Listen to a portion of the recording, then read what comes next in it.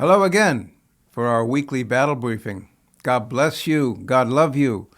And I want to mention one time here that one of the ministries that God called me into was writing, and I write fiction. It's supernatural thrillers. The first book was called Proof Through the Night. It's a supernatural thriller, and the second one is a sequel to that book. It's called By the Dawn's Early Light. These are on Amazon, or you can go to my website, tobyquirk.com, and you can buy them directly from me. By the Dawn's Early Light and Proof Through the Night. I'll just give you a quick description here. Any Christian patriot who stands praying at the ramparts of freedom will find a kindred spirit in the heroes of By the Dawn's Early Light. So if you're a Christian patriot and you're involved with warfare for the soul of America, you will enjoy these books. Okay, today's subject is going to be one of the hinge points that was evidence in the recent history of the United States of America that we are drawing farther and farther and farther away from our foundations that were based on biblical principles.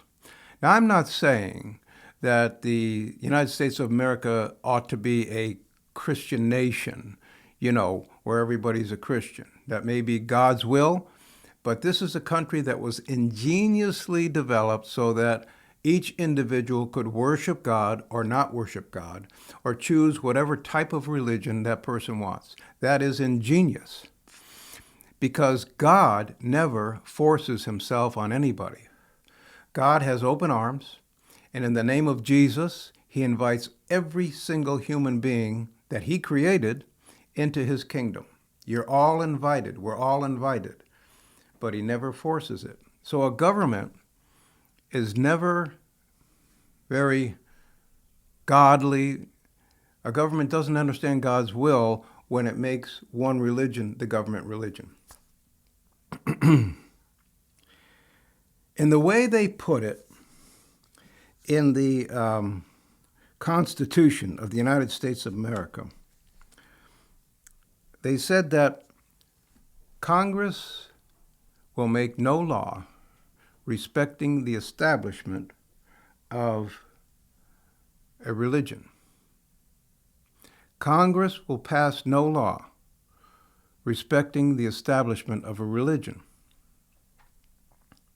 In other words, the purpose of the Bill of Rights was to put restrictions on the power of government. I'm going to say that again. This is the truth, the solid truth. The purpose of the Bill of Rights, after the Constitution was already written, it was Madison or Jay or one of the founding fathers says, wait a minute, we need to make sure that this government does not get out of control. So we're going to add some amendments, and the amendments had to be ratified by all the states at that time. And the First Amendment started with that phrase. Congress will make no law respecting the establishment of a religion or prohibiting the worship thereof. The purpose was to restrict the power of the federal government over people. All right. So in 1961, there was a case. The New York state law required public schools to open each day with a Pledge of Allegiance and a non-denominational prayer in which the students recognized their dependence upon God. The law allowed students to be absent from that prayer if they found it objectionable. A parent sued on behalf of his child, arguing that the law violated the Establishment Clause, that's the clause I just read, violated the Establishment Clause of the First Amendment as made applicable to the states through Due Process Clause in the 14th Amendment. All right. So this case went through three levels of the New York courts, and each one of the New York courts ruled on behalf of the school. In other words, they said, no, we can still have prayer in school. So it was elevated to the Supreme Court of the United States whether school-sponsored, non-denominational prayer in public school violates the Establishment Clause, all right? So the court, this was the Warren Court in 1962. Eventually, that's when the court made their ruling. They ruled 6-1 that yes, prayer in public school does violate the Establishment Clause. Now, I'm here to tell you that it doesn't. I know. I have a contrary view to that 1962 Supreme Court.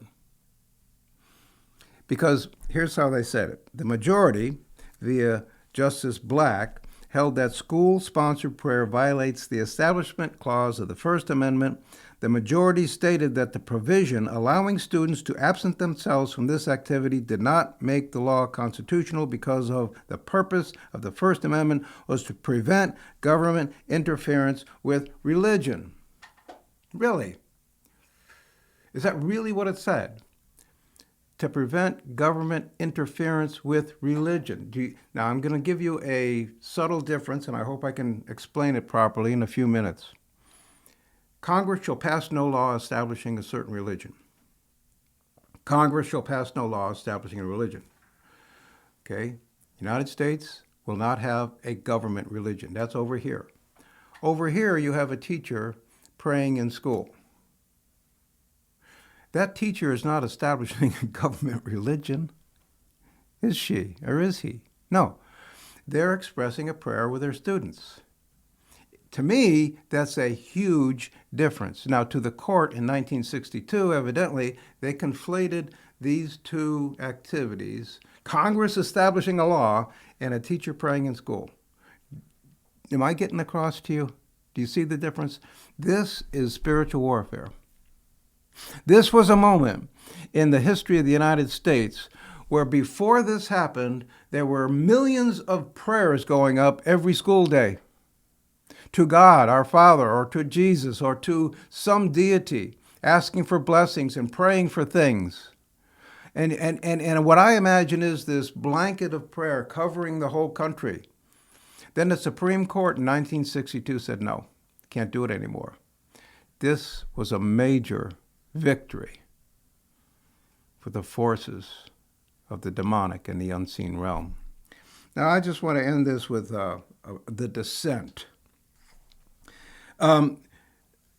Justice Stewart, in his dissent, he said this. His dissent that the Establishment Clause, listen to this is what I believe, was only meant to prohibit the establishment of a state-sponsored church. Period. Stop. Are you getting me? The Establishment Clause was only meant to prohibit the establishment of a state-sponsored church, such as the Church of England, which they were just recently separated from. But it did not prohibit government people praying in a non-denominational way. So ever since 1962, prayer was eliminated from public school. Now listen, this last Supreme Court turned things around just a little bit. Okay, and they had 3 cases where they challenged that ruling. And in our next briefing, our next battle briefing, I'm going to show you the current readings of the new Supreme Court in 2021 and how they loosened that restriction up just a little, which gives me hope that our prayers, spiritual warriors, that our prayers, spiritual warriors, are going to the throne room of God, and there is beginning to have more light being shown on this sweet land of liberty. God bless you. Thanks for being with me. Tune in next week for the conclusion of this very important battle briefing. God bless you.